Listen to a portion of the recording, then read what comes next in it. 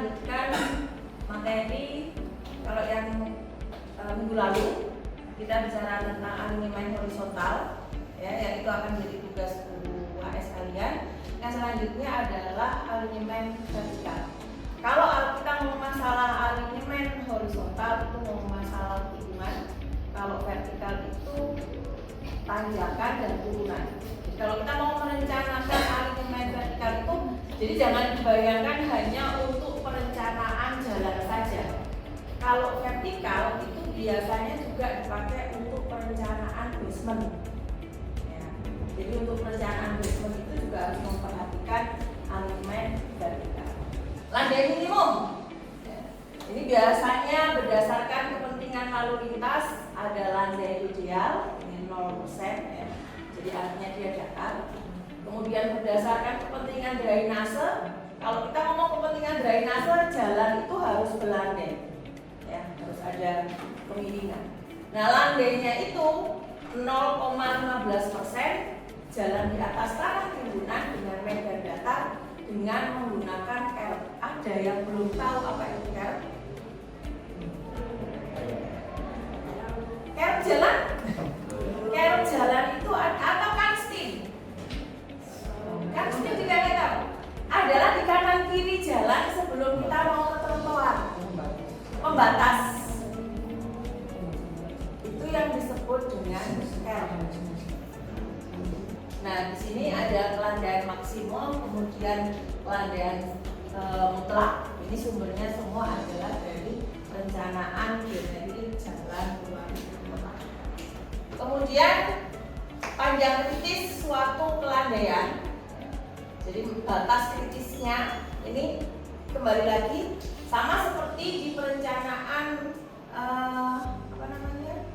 geometrik horizontal, ya. Alinyemen horizontal. Yang jadi acuan adalah kendaraan truk atau kendaraan besar. Maka untuk kecepatan truk itu pasti dia akan berkurang 30 sampai 75% dari kecepatan rencana. Ini dengan menggunakan gilda. Maka kalau kalian perhatikan, kalau kita ke mall atau kita ke daerah pegunungan, pernah nggak ada tanda bahwa kurangi kecepatan atau gunakan gigi 1. Nah, ini salah satunya ya karena perencanaan alinyemen vertikal. Ya. Jadi untuk penentuan lokasi lajur pendakian itu harus dapat dibenarkan secara ekonomis yang dibuat berdasarkan analisis biaya siklus hidup. Artinya bagaimana? Karena ketika kita di jalur pendakian, maka si jalan ini itu harus punya jalan yang diperlebar. Sama halnya ketika kemarin kita di tikungan, maka ada jalan yang sedikit diperlebar. Kenapa? Ya kalau dia si kendaraannya ini tidak bisa melalui si yang namanya alinyemen vertikal atau horizontal, bisa agak minggir. Nah, ketika dia mau dilebarkan, maka kira-kira pas atau tidak ada tidak lahannya, maka harus dilihat analisis situasinya, harus dilihat secara ekonomis. Kemudian, nah ini adalah contoh profil memanjang. Ini ada jalur-jalur pendakian. Lebarnya biasanya nanti juga tergantung dari kondisi kesiapan lahan. Kalau di lengkung vertikal atau alinyemen vertikal itu ada dua tipe cekungan. Yang pertama adalah lengkung vertikal cekung dan yang satunya adalah cembung. Ini tadi yang Bulan katakan bahwa untuk perencanaan lengkung vertikal bukan hanya untuk jalan. Jadi suatu saat kalau kalian mau merencanakan parkir basement, maka yang dipakai, rumus-rumus yang dipakai itu adalah alinyemen vertikal. Jadi yang turunan.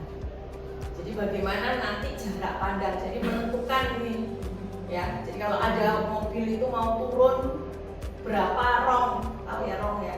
Rong itu jarak dari lantai sampai ke atap.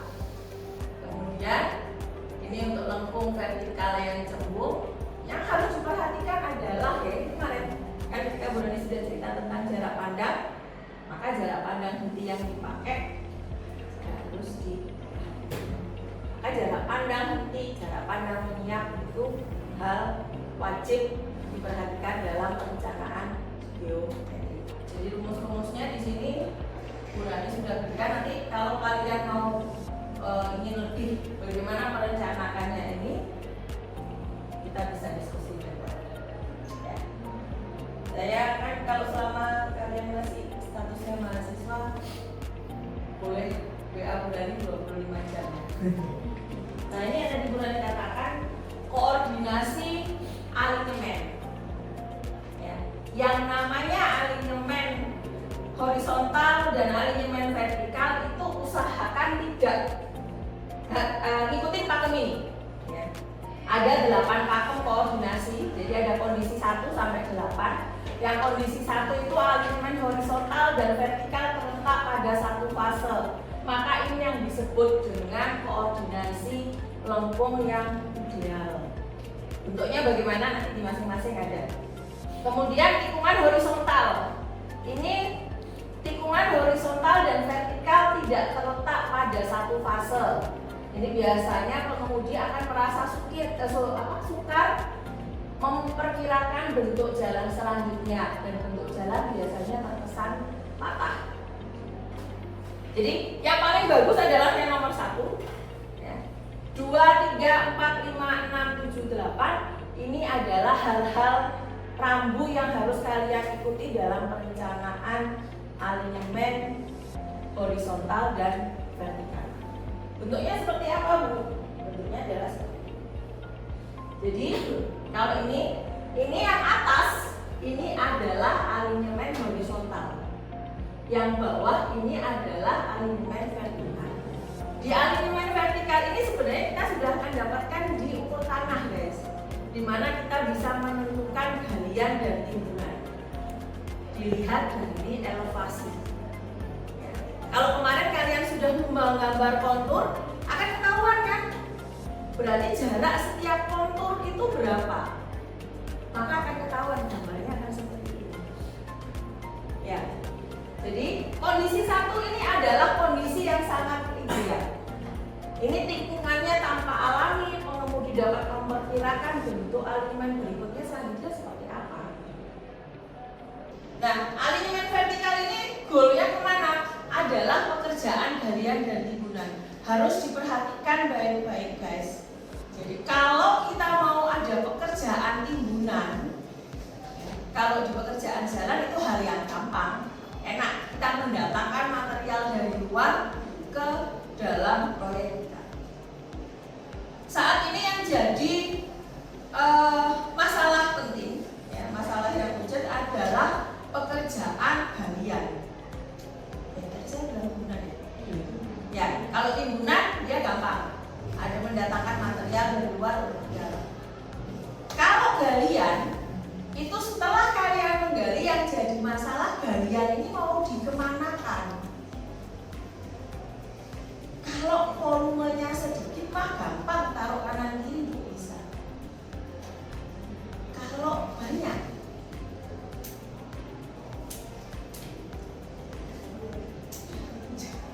itu yang harus dipertimbangkan.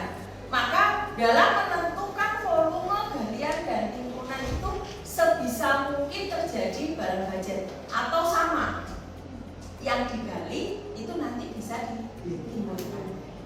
Masalahnya, Bu, ini sudah digali, tidak bisa jadi bahan material timbunan karena kualitas tanahnya jelek. Ya, itu PR besar dalam perencanaan geometri jalan. Nah, ini adalah materi galian dan timbunan. Saya rasa kalian sudah sangat canggih ya, Marsan gitu namanya. Maaf ya, Sa. Nah, karena itu memang ukur tanah banget. Ya, penentuan galian timbunan itu dilihat dari kemarin peta kontur, maka akan ketahuan nih berapa beda elevasinya. Maka akan ketahuan berapa luasan timbunan dan berapa luasnya galian.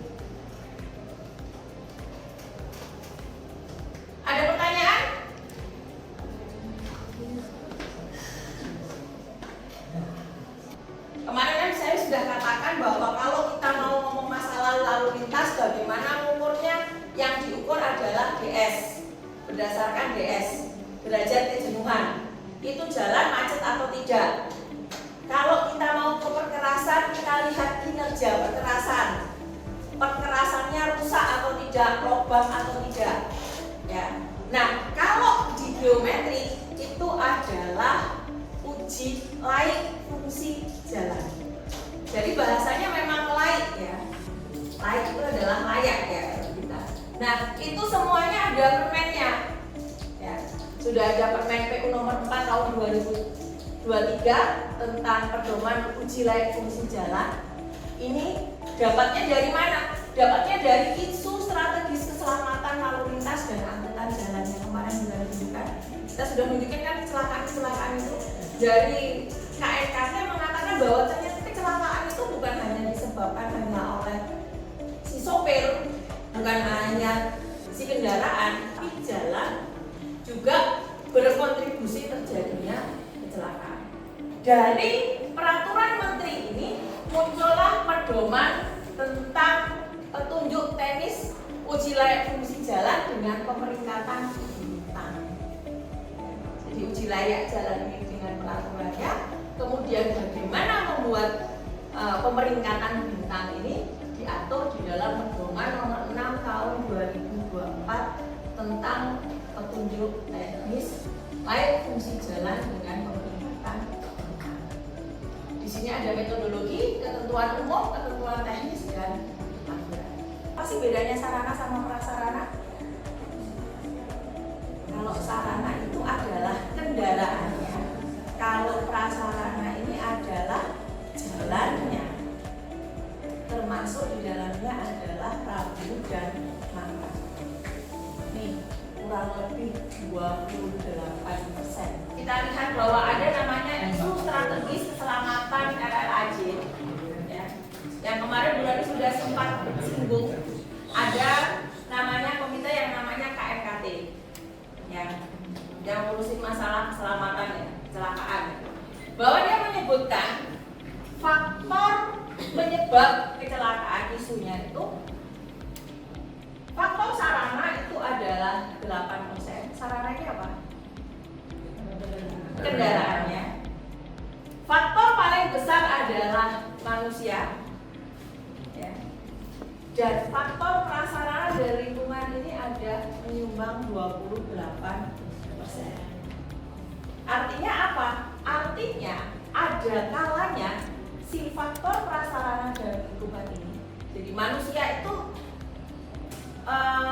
terjadinya kecelakaan karena kelalaian manusia itu bisa ada 24%, kurang lebih 24% diakibatkan prasarana dan lingkungan yang tidak memadai. Nah, disinilah peran dari perencanaan geometrik jalanan. Maka muncullah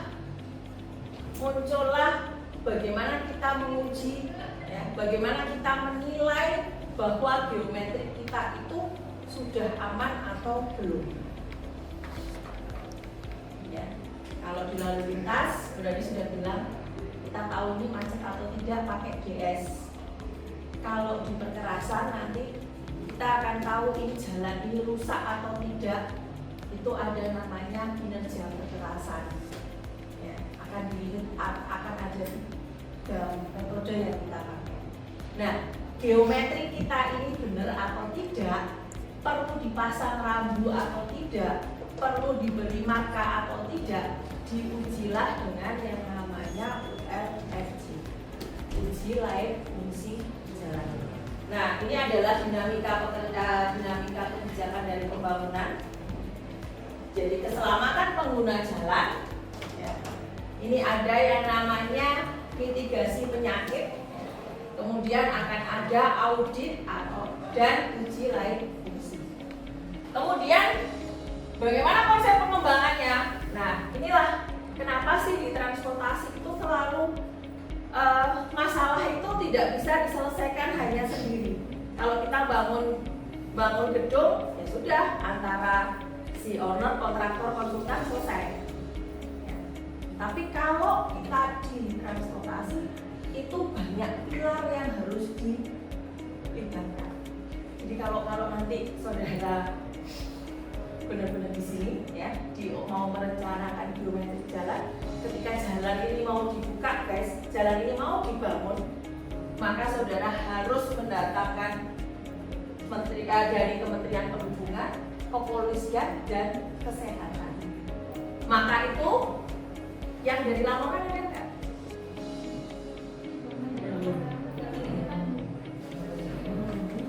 Jalan Lingkar Utara sebelum Lebaran itu sudah jadi. Sampai sekarang sudah dioperasikan belum? Ya, tapi itu kan tidak resmi. Ya, dia tidak dibuka secara resmi. Kenapa? Masih banyak ini tarik ulur di sini. Ada yang bilang markanya yang nggak benar lah, itulah, inilah, luminasi dari PJU-nya yang nggak tepat lah. Jadi ada banyak pilar yang Nah, ketika nanti kita ULFJ guys, ini pilar ini akan didatangkan lagi. Kita akan melihat apakah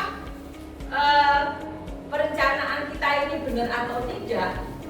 Itu harus melibatkan dari Kementerian Perhubungan dan Kepolisian. Jadi surveinya itu bertiga. Nah, Bu, teknik sipil di mana? Bu Rani di mana waktu itu? Kita biasanya adalah konsultan dari Kementerian PU atau dari, kalau di provinsi ya dari Dinas PU-nya. Kita yang melakukan pekerjaan si ULFJ itu. Nah, ketika kita di lapangan untuk menandatangani sebuah berita acara, ya, untuk surveinya itu ada berita acara yang harus ditandatangani, maka ketiga pilar, keempat sama Kementerian Kesehatan, ini adalah hanya untuk menentukan titik black spot, titik yang sering terjadi kecelakaan. Dia hanya memastikan bahwa geometri jalan di ruas jalan kita tadi memang dia titik black spot. Nah, itulah yang menyebabkan kalau kita ngomong di perencanaan transportasi itu banyak terlibat. Yang bangun PU, nanti yang masang rambu perhubungan, yang menindak kepolisian. Maka itu yang namanya masalah truk odol sampai sekarang, ya terakhir kapan hari ya, terjadi demo sampai dini hari melumpuhkan kota Surabaya ya karena ini. Kemudian ini adalah ya, jadi dari itu tadi bagaimana kita melihat uji layak fungsi jalan itu dari pemeringkatan bintang. Kita peringkatkan, kita mengeluarkan sertifikat. Jadi ada sertifikat uji layak fungsi jalan, itu ada persyaratan teknis dan persyaratan administratif. Nah, administratif ini kita biasanya betul-betul dari instansi ini ya. Kita sebagai konsultan itu tidak di sini. Kita di persyaratan teknis, bagaimana kita bisa menilai kondisi jalan itu baik atau tidak. Ya. Nah, di persyaratan teknis nanti muncullah bintang di sini. Ada bintang 1 sampai 5. Ini adalah pengumpulan data dan informasi. Maka ada data primer, ini digunakan untuk pengamatan secara langsung pada lokasi luas yang akan diuji. Kemudian data sekunder ini diperoleh dari tim pelaksana teknis atau pemohon berupa data LHR. Data LHR kita butuhkan di sini. Kemudian informasi panjang luas dan lainnya. Dan pembagian segmennya setiap 100 meteran. Jadi kalau di jalan itu kalau kita mau lihat kinerja perkerasan pun peninjauannya setiap 100 meter. Ada tidaknya perubahan tipe jalan. Jadi yang awalnya dia katakanlah 4 lajur 2 arah menyempit jadi 2 lajur 2 arah. Banyak kan kalian ketemu jalan seperti itu. Kemudian atau di depan nanti ada jembatan, maka itu yang disebut dengan perubahan tipe jalan. Kemudian perubahan lebar lajur atau jalur yang signifikan, perubahan tipe perkerasan jalan yang awalnya perkerasan menjadi jalan tanah. Itu yang harus dilihat nanti. Nanti akan Bu Lali tunjukkan bagaimana formulirnya untuk ULFG. Kemudian perubahan alignment geometrik yang ekstrim dari jalan lurus ke jalan nikung. Dari jalan lurus kemudian terjadi turunan atau tanjakan. Ada tidaknya jembatan, terowongan, flyover, dan underpass. Semuanya direkod dengan sangat detail di formulir pengujian teknis untuk ULFG jalan. Nah, ini adalah uji coba peningkatan jalan. Jadi kita harus perhatikan berapa segmen. Ya. Jadi ada berapa segmen, nanti akan dilihat satu-satu. Karena ini berarti panjangnya adalah 0,672 km. Ada 1 kilo. Ya. Maka dibuat per segmen. Ya. Ini yang sudah pernah mengajukan, sudah pernah terlibat di jalan nasional sama provinsi. Kalau perkotaan saya belum pernah dalam pekerjaan. Mungkin kalau besok kalian jadi bosnya PU Bina Marga Kota, bolehlah meng-hire berani. Nah, ini adalah formulir pemeriksaan teknis ya. Jadi nanti kalian, kalau ini di teknis di bawah ya, jadi ada formulir yang harus gampang sih sebenarnya, dia hanya centang-centang saja ya. Kemudian nanti dibawa di dalam Excel spreadsheet. Ada tidaknya peta penggaduh. Ini namanya peta penggaduh. Tahu? Kalau kalian lewat, itu namanya peta penggaduh. Kalau di jalan tol yang pernah lewat nggak yang mana? Nganjuk, Madiun, itu bisa malah dia bisa nyanyi. Selamat ulang tahun ya kalau nggak salah. Selamat ulang tahun gitu kalau kalian lewat. Itu gunanya apa sih peta penggaduh itu? Biar gaduh, biar nggak ngantuk. Jadi biar dia tidak ngantuk. Ada pertanyaan? Oke. Untuk diameter pohon yang ada di jalan-jalan itu apakah ada ketentuannya? Ya. Bagaimana kita menentukan diameter? Sebenarnya bukan hanya pohon ya. Bukan hanya pohon yang akan dijadikan acuan dalam penentuan atribut tepi jalan. Ya. Jadi atribut tepi jalan bukan hanya di pohon, tapi juga di tiang-tiang, ya, tiang listrik. Maka kita harus menghitung nih. Maka kita harus lihat nih berapa diameter yang ada dan jarak dia dari badan jalan ke atribut tepi jalan yang mengganggu. Ya. Karena apa? Ini kalau terjadi kecelakaan pada malam hari, kadang-kadang kan orang akan di sini. Bagaimana dengan diameternya? Itu pun diatur.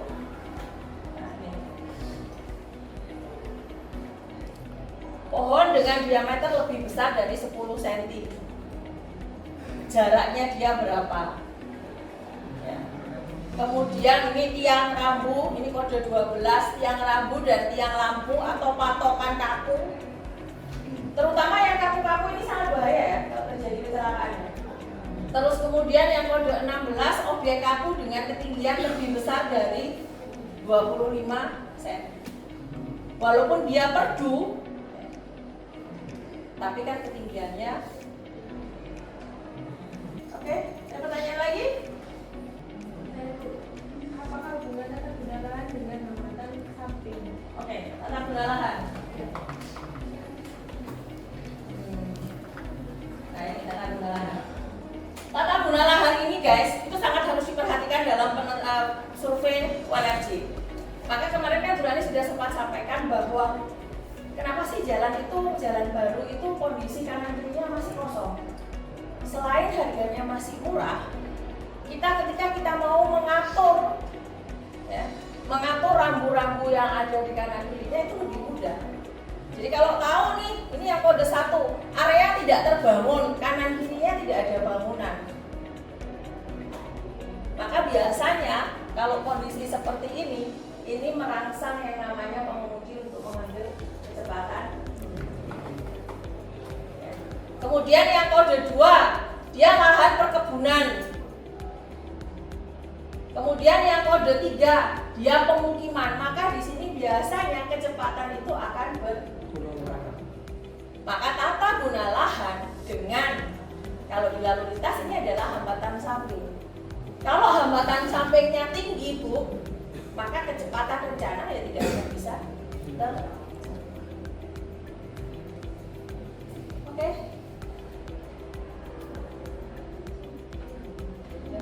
Boleh. Bagaimana cara menentukan pembagian bintang 1 sampai 6? Oke, itu nanti kalau kita sudah masukkan di dalam Excel, guys, maka akan muncul.